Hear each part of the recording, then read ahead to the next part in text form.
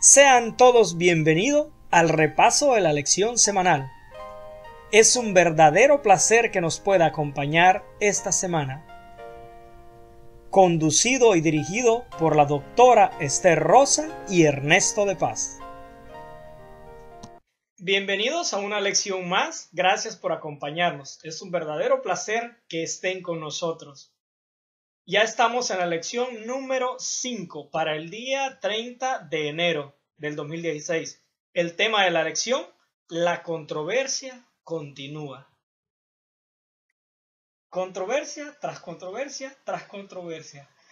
Si alguien se pone a leer todas las lecciones va a encontrar esta constante, controversia. Pero, ¿qué hay detrás de toda esta controversia? Es que es un conflicto entre el bien y el mal. ¿Qué fue lo sobresaliente de todas estas controversias? Así es que vamos a tener una oración para que el Espíritu de Dios nos acompañe. Oras, por favor. Oremos, Padre de amor y de infinita misericordia. Gracias una vez más por el privilegio que nos da de compartir este repaso de la lección de esta semana con todas aquellas personas que nos sintonizan alrededor del mundo. Te suplicamos que el poder de tu Santo Espíritu esté con nosotros, que dirija cada una de las palabras que nosotros hemos de hablar y que lo que hablemos sea de provecho espiritual y también para nuestra vida diaria en la medida que nos enfrentamos en esta lucha entre el bien y el mal. Y por favor que podamos salir victoriosos de ellas en el nombre de Jesús. Amén. Amén. Bien, el versículo para memorizar dice: entonces les declararé como la mano de Dios había sido buena sobre mí, y asimismo las palabras que el rey me había dicho. Y dijeron: levantémonos y edifiquemos. Así esforzaron sus manos para bien. Nehemías 2:18. Eso lo dijo Nehemías. Y sabes, en la lección de esta semana estudiamos de que nosotros es nuestra responsabilidad saber y comprender que Dios pelea activamente en favor de sus fieles. Lo vamos a ver día a día, o lo vimos día a día esta semana. Tenemos que sentir, no solamente saber, sino sentir la confianza de que con el tiempo Dios nos liberará. Porque a veces nosotros queremos que Dios libere ahí mismo. Y también es necesario que nosotros oremos y al mismo tiempo nosotros cumplamos con nuestros deberes actuales, confiando que Dios nos está conduciendo. Otro de los puntos que vamos a ver esta semana es de que tenemos que tener la seguridad, como los tuvieron estos personajes, de que Dios es soberano, especialmente ante las fuerzas del mar o contra las fuerzas del mar. Y sin duda alguna, en cada una de esas luchas de esa semana, nosotros pudimos ver de que la batalla es de Jehová y que Él libera en momentos de crisis. Lo vimos en la historia de David y vamos a verlo en el repaso. También en Ezequías, en Esther, en Elías, en Nehemías, en todos estos personajes que vamos a repasar, nosotros vimos que la batalla es de Jehová y que Él libera a sus fieles. Y otra cosa es de que algunos de estos personajes hicieron progresar la causa del enemigo. Entonces vamos a ver qué pasa cuando nosotros hacemos cosas que hacen progresar la causa del enemigo. Y que vamos a ver que habían de estos personajes que no importan los obstáculos que ellos presentaron o se le presentaron en el camino, ellos decidieron cumplir fielmente con el propósito que Dios le había encomendado. Así que vamos a empezar. Y vamos a empezar con David. ¿Sabe, Ernesto, que hay algo muy importante en la vida de David? ¿Te acuerdas que él era un guerrero? Sí, bueno, de hecho, no, era un pastor de ovejas.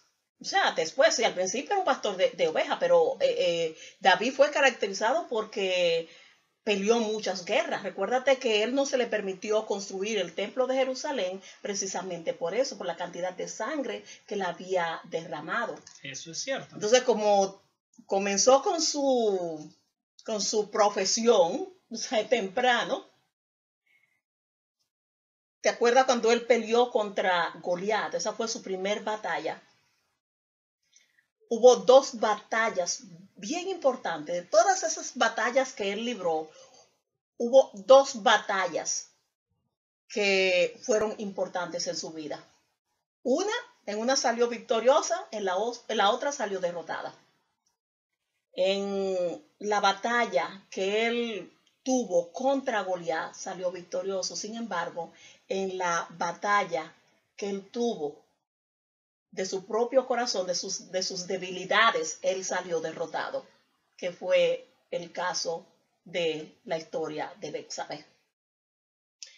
Es interesante, para el ejemplo, después que él cometió el error con Betsabé, de que él cayó en pecado, a mí me llama la atención este párrafo, este punto, por ejemplo, lo que habla el Salmo 51, el reconocimiento que él hace. Por ejemplo, a mí me llama la atención el versículo, dice que en pecado, dice, lo voy a leer textualmente, dice, he aquí en maldad he sido formado, y en pecado me concibió mi madre. Y dice en el 6, he aquí tú amas la verdad en lo íntimo, y en lo secreto me has hecho comprender sabiduría. David reconoce que había pecado, que lo que él había hecho era un pecado contra Dios. El pecar contra Dios es lo peor que tú puedes hacer.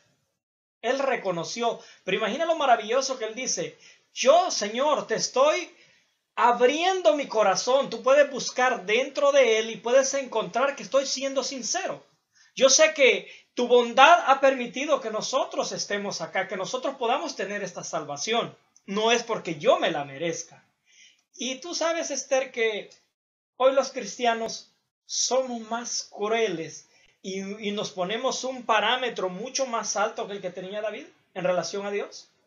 Hay muchos grupos de que el nivel de los hermanos lo tienen tan alto que yo creo que si David viniera y fuera a una de esas congregaciones, David se condenara porque los hermanos lo sacarían de la iglesia. Por los comentarios que se hacen. Por ejemplo, cuando alguien comete un error, no es de resaltar el error, sino que de encontrarle la solución al error. Y la solución de los errores, ¿cuál es? El reconocimiento de que cometiste un error y humillarte ante Dios. Llevar a esa persona, ayudarle, porque te acuerdas que en el caso de Betsabé, el profeta, cuando fue y le dijo, tú eres ese hombre, y David reconoció, y allí fue donde vino el arrepentimiento. Y yo creo que como cristianos muchas veces deberíamos tomar la posición del profeta, llamar a ese hermano. Quizás ni siquiera se está dando cuenta de que él va por un derrotero sin camino, porque muchas veces sin fin, muchas veces el enemigo es lo que hace que nosotros no veamos por el camino en que vamos, que va a ser un camino totalmente de perdición. Imagina en este caso, David en este momento, cuando pecó, él hizo cosas contrarias a la voluntad de Dios. Él se volvió contrario por sus actos, por las cosas que hizo, ¿no? Ahora, lo maravilloso no es el error que cometió David, lo maravilloso es el reconocimiento que él hizo de ese error. Entonces, la bondad de Dios es tan grande, es tan inmensa, que Él está siempre esperando por nosotros. Ahora, ¿qué parte nosotros estamos haciendo para permitir que esa bondad de Dios pueda llegar a las demás personas que están en nuestros alrededores? Porque a veces nosotros, en vez de ayudar, terminamos por echar a perder toda la situación. Sí, así es. Pero recuérdate algo. David conocía a Dios y sabía lo que era estar en la presencia de Dios. O sea, lo podemos ver en todos sus salmos. Y él pudo comprobar esto desde muy jovencito, cuando él se enfrenta a Goliat y gana. O sea, ahí están las bases de todo. Y cuando él se enfrenta a Goliat y él expresa, inclusive en el capítulo 47, versículo 47, si no me equivoco, sí, de Primera de Samuel 17, él dice, y sabrá toda esta congregación que Jehová no salva con espada y con lanza, porque de Jehová es la batalla y él os entregará en nuestras manos. David sabía de dónde venía su salvación. David sabía que solamente en Dios no solo hay refugio, sino también hay esperanza de cuando nosotros libramos batalla, aún la perdamos como él perdió esa. Fíjate que dice el versículo 45 de Primera de Samuel 17, cuando él se enfrenta a Goliat, y él hace esta declaración de confianza y de victoria. Él dice, David al filisteo, tú vienes a mí con espada y con lanza y jabalina, mas yo vengo a ti en el nombre de Jehová de los ejércitos, el Dios de los escuadrones de Israel, a quien tú has provocado. Recuerda que le estaba provocando al pueblo de Dios. Jehová te entregará hoy en mi mano, y yo te venceré y te cortaré la cabeza y daré hoy los cuerpos de los filisteos a las aves del cielo y a las bestias de la tierra, y toda la tierra sabrá que hay Dios en Israel. Entonces, David sabía lo que era saborear una batalla y sabía lo que era tener al frente de todo esto a Dios. Sabía que la batalla y la victoria en esta lucha contra el bien y el mal pertenece a Jehová. Ahora la pregunta es, ¿quiénes de nosotros conocemos el sabor de Dios? El sabor de la victoria. Yo creo que la mayoría tenemos una parte en nuestra vida que hemos visto lo grande que es Dios. En relación a eso, no somos tan diferentes como que David. Por ejemplo, yo sé de que hay muchas personas que nos están escuchando que ellos conocen al Dios maravilloso que sirven. Ellos saben a quién le están sirviendo. Ahora, esto que David conocía y esto que le pasó a David es un ejemplo para nosotros, que cuando nosotros nos caigamos, nos acordemos que nuestra salvación viene de lo alto. No viene de nuestras acciones, viene de la bondad que Dios tiene. Nosotros no nos merecemos la salvación. Este señor evangelista, el pastor Bullón, él cuenta una historia de una señora que ganó muchas almas. Y una vez él volvió a esa ciudad, esa persona, la primera vez que él la conoció, pues le habían entregado a ella reconocimiento en la iglesia. De repente cuando vuelve allí, esta señora está paralítica, sin poder hablar. El esposo, yo tenía una buena posición económica, el esposo la había llevado a los mejores médicos en el mundo entero, a varios países. Sin embargo, no sabían qué era lo que le pasaba. Y esa señora, ella había caído en algo. Ella decía, le había fallado a Dios. Y prácticamente ella estaba en esa condición, se había paralizado, porque ella sentía que había paralizado su vida espiritual, su relación con Dios. Así que no sabemos si en estos momentos alguien nos está escuchando que haya cometido algún error, que piense que de ahí no se va a levantar porque le falló a Dios. Aquí vemos el ejemplo de David, de que es posible levantarse y que Dios redime y responde a quien le busque, no importa qué. Lo maravilloso de la Biblia, Ernesto, es de que nosotros podemos ver de que Dios es un Dios de amor. Y no importa lo que nosotros hagamos, Él está dispuesto a ayudarnos. Y uno de los ejemplos más grandes que nosotros podemos ver es en la vida de Elías. Fíjate lo que hace Elías, y esta parte aquí de la lección del lunes es muy relevante para en la vida de hoy en día, en esta lucha contra el bien y el mal, porque Elías era un hombre común. Fíjate que Elías viene actúa, obedece a Dios, o sea, los mensajes que Dios le decía que tenía que llevar al rey. Y a mí me dio mucha risa de que viene Elías y le da el mensaje al rey y se manda corriendo y se va para las montañas a esconderse. O sea, se ve que eso dice mucho del temperamento de Elías, que aún a pesar de su forma de ser, él estuvo dispuesto a pelear esta lucha del lado de Dios. Elías, fíjate, se deprime en alguna ocasión. ¿Te acuerdas cuando dijo que preferiría la muerte? Elías corre después de dar este mensaje. Es un hombre común y corriente. Sin embargo, él se dejó usar por Dios. Ahora imagina la situación de Elías, ¿no? Perdón. Aparece como Elías como uno de los personajes más coloridos. Alguien que hizo cosas extraordinarias, imagina. Anunciar que no llovería por 3 años y medio y no llovió. Aparte de eso, retar a 850, si no me equivoco, a 850 Baales, sirvientes de Baales, y ganarles a ellos. Son cosas extraordinarias, son cosas de película, podríamos decir ahorita, son cosas de Hollywood.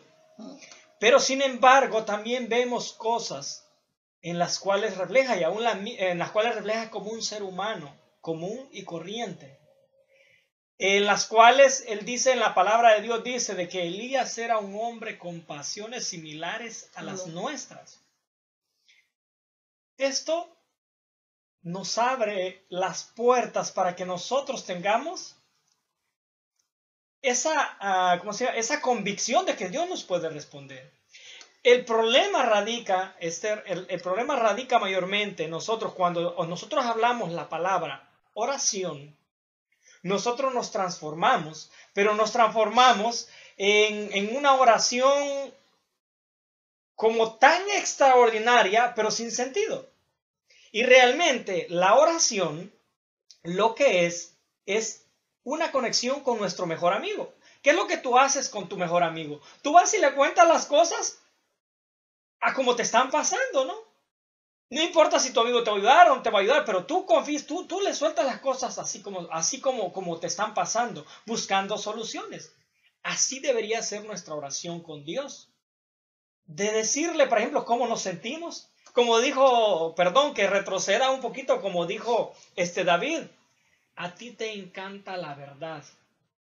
A ti tú me conoces, tú sabes lo que hay dentro de mí. Lo que nosotros tenemos que hacer con Dios es ser sinceros. Ahora, no es justificación, por ejemplo, no es que yo este pecado lo hice con sinceridad. Yo este pecado lo hice, yo era sincero. No, es que Dios vea nuestra intención. Porque ¿quién quiere hacer la maldad? Pregunta entre todas las personas, hasta el más malo, son pocos los que realmente quieren hacer la maldad. Normalmente la maldad está relacionada con un evento atrás de esto. Ok, a sabiendas de todo esto, Dios está a la expectativa de personas comunes y corrientes, así como era Elías, y lo hizo ver grande, porque la batalla es de Jehová, así como David. Así que nosotros podemos también encontrar esa conexión con Dios. Eso es lo lindo de todo eso. Una de las cosas que me llamó mucho la atención de la historia de Elías aquí de esta semana fue que viene él y ese mensaje que Dios le había dado que diera al pueblo lo hace. Y fíjate en qué circunstancia estaba el pueblo de Dios en esos momentos. La mayoría había abandonado a Dios. Y recuérdate que esta es una lucha no solamente entre el bien y el mal, sino a quien nosotros vamos a adorar. Y era un problema de adoración que había allí. Ellos, la mayoría del pueblo de Dios, estaba adorando a dioses ajenos. Y viene Elías y construye este altar.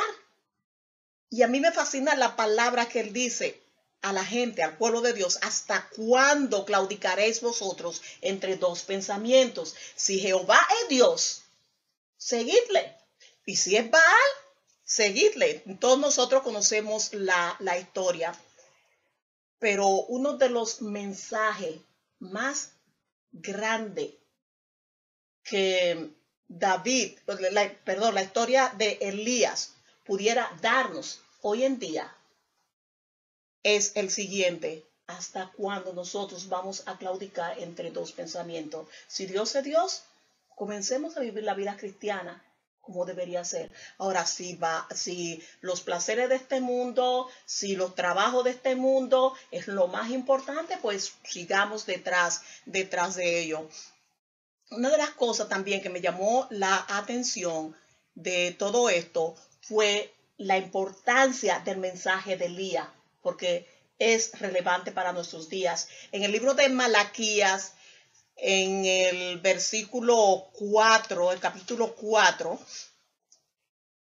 habla de este mensaje, el mensaje de Elías. Dice el versículo 4: acordaos de la ley de Moisés, mi siervo, el cual encargué en Horeb ordenanzas y leyes para todo Israel. En el 5 dice: he aquí, yo os envío al profeta Elías antes que venga el día de Jehová grande y terrible, y hará volver el corazón de los padres hacia los hijos y el corazón de los hijos hacia los padres, no sea que yo venga y hierra la tierra con maldición.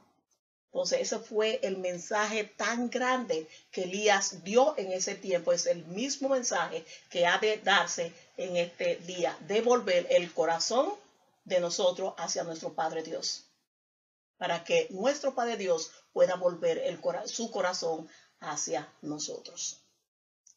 Bien, hoy llegamos a palabras de desafíos. Ezequías.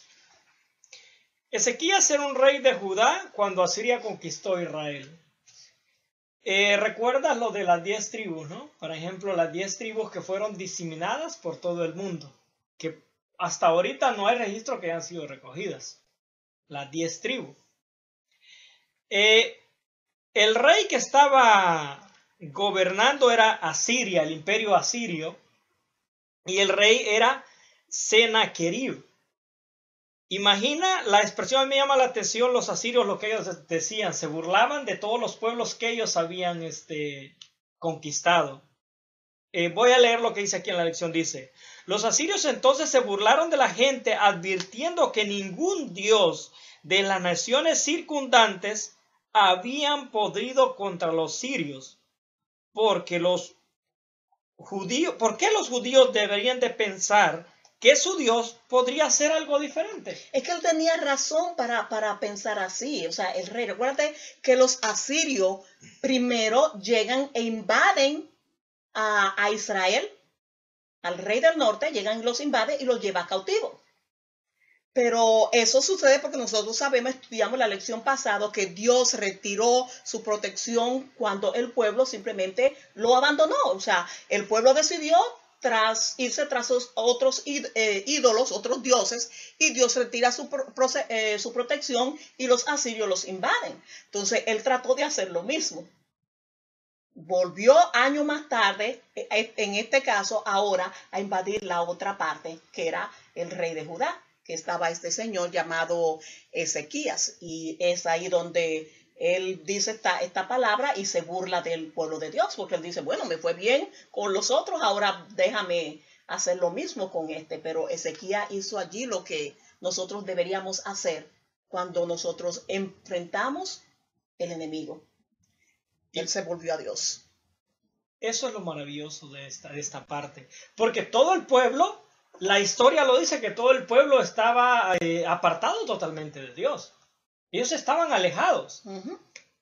¿Sabes que a pesar de que todas las cosas estén sin sentido, de que Dios pueda actuar y que Dios ha dado una sentencia, cuando alguien es sincero de corazón y decide que Dios examine, Dios contesta? Es que hay una promesa en la Biblia y dice: y me buscaréis y me hallaréis, porque me buscaréis de todo vuestro corazón. Y allí en el libro de Segunda de Reyes, en el versículo 19, tú encuentras la oración de Ezequías. Dice que oró Ezequías delante de Jehová diciendo: Jehová Dios de Israel, que moras entre los querubines, solo tú eres Dios de todos los reinos de la tierra. Tú hiciste el cielo y la tierra. Inclina, oh Jehová, tu oído y oye. Abre, oh Jehová, tus ojos y mira. Y oye las palabras de Sennacherib que ha enviado y a blasfemar al Dios viviente. Es verdad, oh Jehová, que los reyes de Asiria han destruido las naciones y sus tierras, y que echaron al fuego a sus dioses, por cuanto ellos no eran dioses, sino obra de manos de hombre, madera o piedra, y por eso lo destruyeron. Ahora pues, oh Jehová, Dios nuestro, sálvanos. Te ruego de su mano para que sepan todos los reinos de la tierra que solo tú, Jehová, eres Dios. ¿Sabes que hay esperanza? Claro que sí. Hay esperanza. No importa en qué situación, no importa que Dios haya dicho que esa ciudad va a ser destruida, que ese pueblo va a ser consumido, no importa.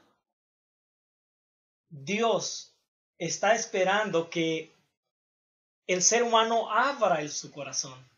Así que yo creo que no importa qué situación, qué enemigo nosotros estemos enfrentando, sea el enemigo de una enfermedad mortal como sea el cáncer, el SIDA, diabetes, o sea, no importa si es que nos van a quitar las casas, si es que nos van a deportar, si estamos en otro país, no importa qué enemigos nosotros estamos enfrentando. La historia nos dice de que cuando nosotros clamamos a Dios por liberación, Él escucha. Cuando nosotros nos aferramos de la promesa de Dios, como lo hizo este rey, el rey Ezequías, Dios responde.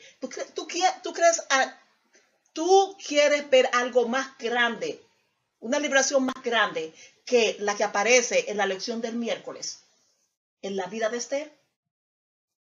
Aquí se le había dado un decreto de muerte. Y yo creo que eso es muy importante que nosotros lo repasemos, porque a nosotros, al pueblo de Dios de los últimos días, también se le va a dar un decreto de muerte. La Biblia dice en Apocalipsis, dice de que hará guerra contra los santos y los vencerá. Así dice la palabra de Dios. No estoy utilizando palabras que sean mías, la palabra de Dios lo dice. Que va a ser vencido el pueblo de Dios. Pero algo bonito de esto, de esta historia, es de que Dios muestra a través de esta historia que Él está involucrado en todas las acciones de su pueblo cuando su pueblo enfrenta obstáculos insuperables como este. Porque te recuerda lo que hizo Esther. Ese obstáculo era insuperable porque era una sentencia de vida o muerte, o sea, otra sentencia, ella. Si sobrepasaba ese límite. ¿Y sabes que hay otra cosa grande aquí? A ver qué. La edad de Esther. Todos los personajes que hemos venido viendo hasta ahorita, por ejemplo, si vemos a David, si vemos a Elías, si vemos a Ezequías, todos son personajes con autoridad, me refiero con niveles muy... Ahora, Esther era una joven. ¿Sí? Esther era una joven. Este es un mensaje para los jóvenes. No importa qué situación estén viviendo los jóvenes hoy. No importa que tu papá te ha rechazado. No importa si en tu casa no te quiere. No importa que en tu misma escuela... No sé qué situación estés viviendo. Situaciones que posiblemente para otras personas sean situaciones comunes y corrientes. Posiblemente para ti esta situación sea una situación de muerte. Hay esperanza. Hay esperanza. Y sabes que algo más también me gustó de la historia de Esther aquí, de que ella estaba en una posición privilegiada. Ella era la reina. Y ella no se fijó en su posición para ella decidir de parte de quién ella iba a estar. Ella se puso de parte de Dios. Y se dispuso que si ella moría, iba a morir, pero que ella se iba a mantener de parte de Dios. Y esa decisión fue la que la hizo a ella llegar hasta donde estaba el rey, porque ella había tomado esa decisión. Yo sé que muchas veces nosotros cuando alcanzamos una posición privilegiada en la vida, muchas veces nosotros nos apartamos de Dios. Y muchas veces personas jóvenes también. se apartan de Dios porque alcanzan una posición privilegiada. Pero nosotros tenemos que reconocer, como lo hizo esta jovencita, quién la había llevado hasta aquella posición. La lección de esta semana nos dice claramente que ella estaba en el lugar que Dios quería que ella estuviera. También se lo recordó su tío cuando le dijo, y quién sabe si para esta hora tú has llegado al reino. Y lo mismo podríamos decirle a muchísimas personas alrededor del mundo. ¿Quién sabe si para esta hora tú has llegado a ese trabajo? ¿Quién sabe si para esta hora tú has llegado a la posición que tiene la iglesia? ¿Quién sabe si para esta hora tú tienes el trabajo que tú tienes? ¿Quién sabe si para esta hora tú vives en el vecindario en que vives? ¿Quién sabe si para esta hora tú estás pasando por esta enfermedad que tú estás pasando? O si está encarcelado, o sea, no importa en qué situación esté, tú estás donde Dios quiere que tú estés. En la posición que Él te necesita. Y en el lugar que tú estás. En la lección del jueves, nosotros encontramos aquí otro personaje que estaba en una posición en la cual él se pudo haber quedado allí sin mucho problema. Él estaba en el exilio, pero estaba alrededor de la corte del rey. Conocía al rey, podía hablar directamente con el rey. Sin embargo, él decidió en qué lugar, o sea, qué lugar él iba a estar. Fíjate que la historia de Nehemías era de tiempos finales. Recuerda que Nehemías pertenece a las tribus del sur. Él estaba en Babilonia. Nehemías es el que empieza la reconstrucción del templo. De hecho, la profecía, cuando habla de Daniel, cuando le dice la profecía de los tiempos finales, que de donde se empiezan a contar los tiempos, Nehemías está involucrado en esta parte. Nehemías es un personaje que se dolió por dentro al darse cuenta que el pueblo escogido estaba totalmente esparcido. En este momento, cuando Nehemías inició la construcción del templo, las 10 tribus más las 2 tribus del sur estaban totalmente, son los 70 años en los cuales no hay pueblo de Dios, por decirlo algo. Hay nada más en el pueblo del exilio, ¿no? Dios siempre tiene a su pueblo. Pero me refiero como nación como tal, no lo estaba. Va Nehemías, se duele de esto. Esto es como nosotros que estamos en el extranjero. Siempre añoramos de que las cosas estén bien en lugar de donde venimos. Y nos duele el corazón darnos cuenta de las situaciones que se están viviendo en nuestros países. Cuando escuchamos, por ejemplo, de la violencia, cuando escuchamos de las crisis que se están viviendo, cuando escuchamos de que tantas cosas malas están pasando, cuando pasa una tragedia, un terremoto, lo que sea, uno quisiera tener mayores recursos para poder aportar. Eso duele. Eso es lo que le pasa a Nehemías. Nosotros nos identificamos mucho con esa historia de Nehemías. ¿Sabes lo que también me llama la atención de este personaje? Esta semana yo le pregunté a alguien, le pregunté a un pastor, le pregunté, ¿de verdad tú crees que Jesús viene en nuestro tiempo? Y él dijo, sabes, Ter, en el mundo espiritual no existe el tiempo ni el espacio. Un día es como 1000 años para el Señor. Me dijo, fíjate que durante todas las épocas, los fieles pensaban que el Señor venía en su tiempo. Lo pensó el apóstol Pablo cuando declaró, luego nosotros, lo que vivimos, lo que hayamos quedado seremos arrebatados. Lo pensaban los valdenses, dieron su vida, porque pensaba que Jesús iba a venir muy pronto. Elena Harmon de White, esta escritora cristiana, dijo de que pensaba que el Señor iba a venir en su tiempo. Guillermo Miller también pensó, este pastor que era pastor bautista y después formó parte del movimiento adventista, él pensó que el Señor, el Dios Jesús, venía en su tiempo. Así que me dice él, este pastor me dijo, y El problema está de que nosotros, muchas veces cuando tenemos que decidir de qué bando nosotros vamos a pelear esta batalla, de qué lado del conflicto nosotros estamos, nos quedamos en una posición neutra. Y no hay posiciones neutras. Exacto, no avanzamos la obra de Dios. Nosotros tenemos un trabajo que hacer. Y eso es lo que yo veo en la vida de Nehemías. Él me dijo, todos los cristianos están predicando de todas las denominaciones que el Señor viene pronto. Lo están diciendo de palabra, pero no están viviendo como si de verdad el Señor viene pronto. Y el Señor puede venir en nuestros días. Si nosotros hay ciertas condiciones que deben estar presentes. Y aquí nosotros vemos en la historia de Nehemías lo mismo. Él no se quedó en su posición cómoda. Él sabía que había una profecía que decía que se iban a reconstruir los muros de Jerusalén. Y él voluntariamente habla con el rey y se va allí.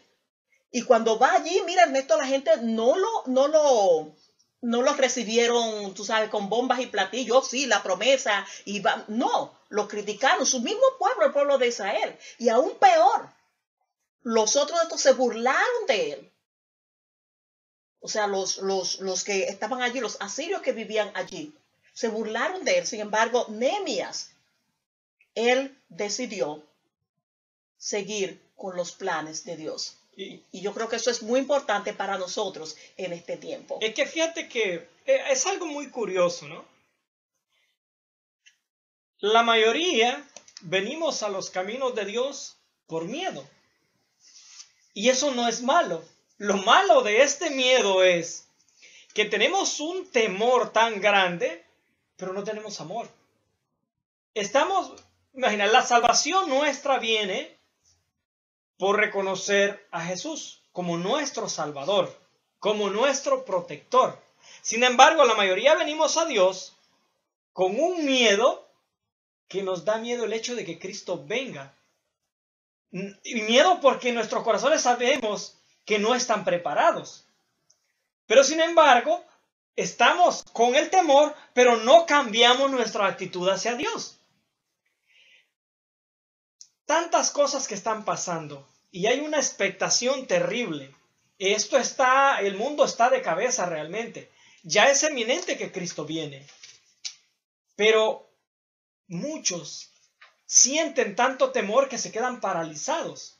Paralizados me refiero al hecho que Dios lo que quiere es un pueblo que le sirva. No importa si Dios viene esta noche, o si viene mañana, o viene en 1000 años. Lo que importa es que nosotros encontremos esa comunión con Dios. Y eso es lo que está costando, por ejemplo, desarrollar como cristianos. Tenemos un miedo, pero no sabemos cómo combatir ese miedo. Y la manera de combatir ese miedo y encontrar la dirección de Dios es abrir el corazón hacia Dios. No importa en qué lugar tú estés, no importa de qué manera tú hayas venido. Lo importante es que entienda el propósito que Dios tiene para tu vida.